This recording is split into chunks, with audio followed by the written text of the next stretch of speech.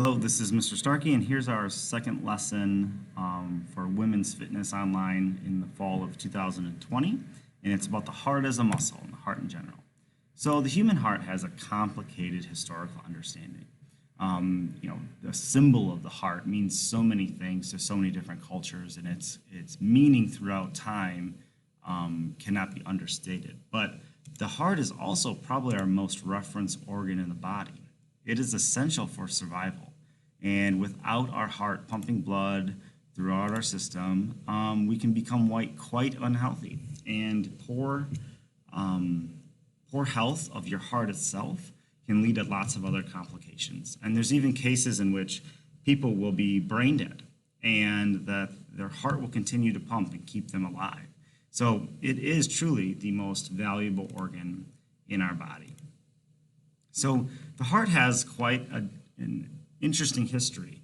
The early Egyptians valued the heart, and they believe it contributed greatly to the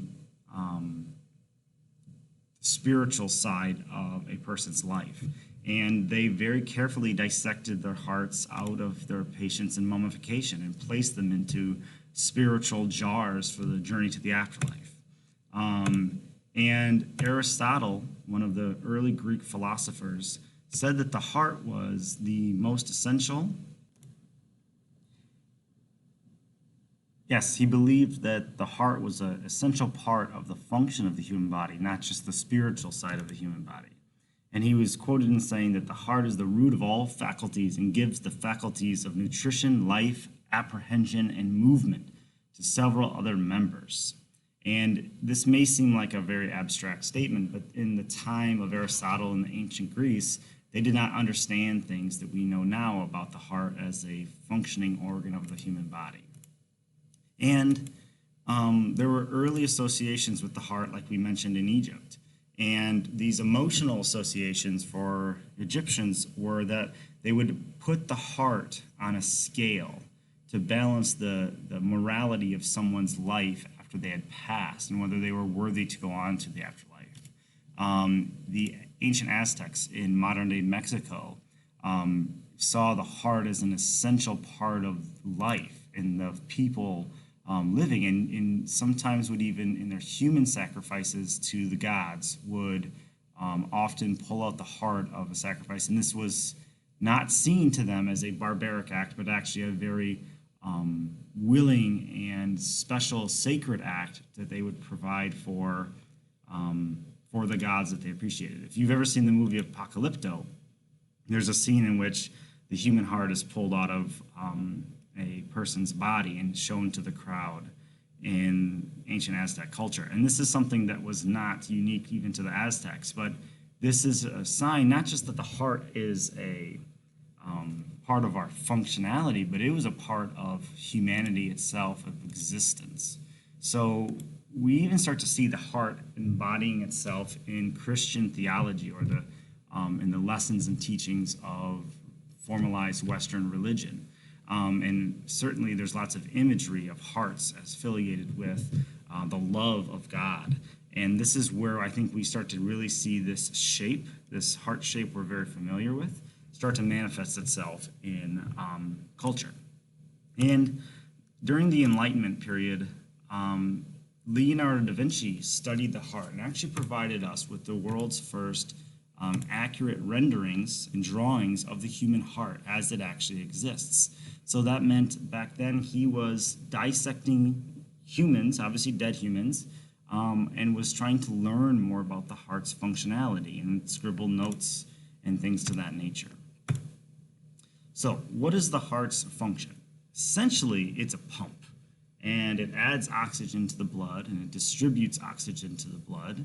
And that oxygen-rich blood can then deliver itself all over the human body for other types of functionality. Like we use this word cardiovascular, or cardio, or aerobic exercise. Well, that's with oxygen. So if you don't have the heart pumping oxygen, your legs can't do any kind of exercise itself. So we're gonna watch this short little video, and then we'll move on. Heart is a pump. It's a muscular organ about the size of your fist and is located slightly left of center in your chest. Your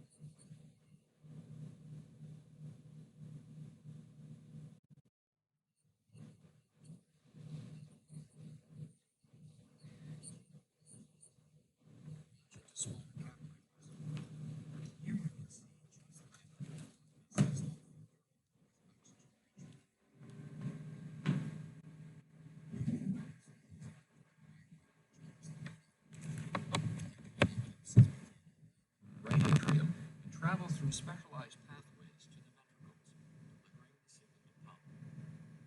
The conduction system keeps your heart beating in a coordinated and normal rhythm. Keeps blood circulating. Continuous exchange of oxygen-rich blood with oxygen-poor blood is what keeps you alive.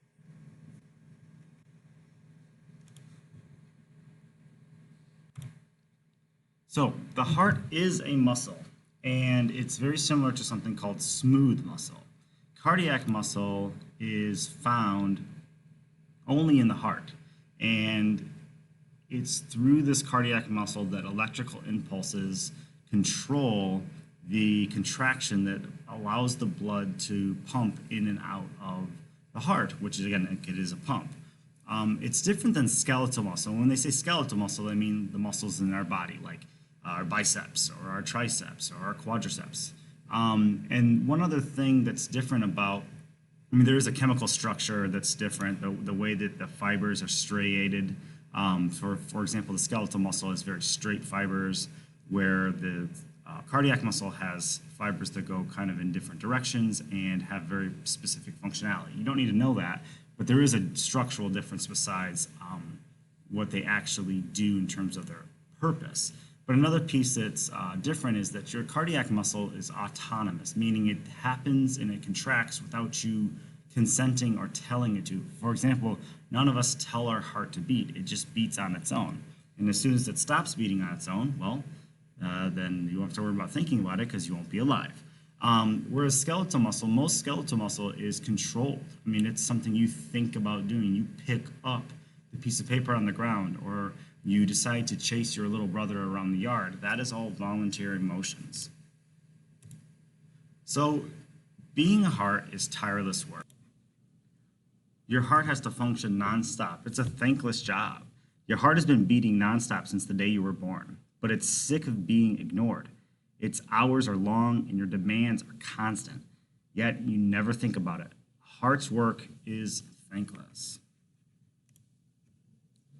It's groggy, tired, and sluggish.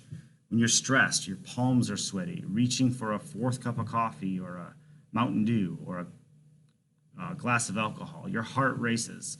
Whether you're sitting at your desk all day or you're sitting around playing video games, your heart slows. It's groggy, it gets tired, and it gets sluggish. Your heart can't take care of itself. It has no time for self-care. When you sneak in bad substances like cigarettes or alcohol or drugs, or you eat too much of what the heart doesn't want, like greasy foods or instant TV dinner type of things or sugary snacks, your heart feels the slog of it. But it has to keep pumping. It can't stop.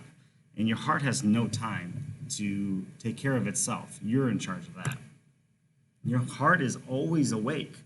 When you're binge watching Netflix or you're lying in bed on your phone scrolling through posts and Snapchats, your heart always stays awake. It's fighting to keep up with you even though you don't want to rest, and it really does.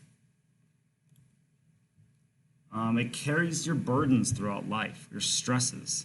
And when you're sad, as much as we think the heart's not really an emotional organ, it is our stress organ. It does feel when we get stressed out or sad. And have you ever asked your heart what it needed to heal?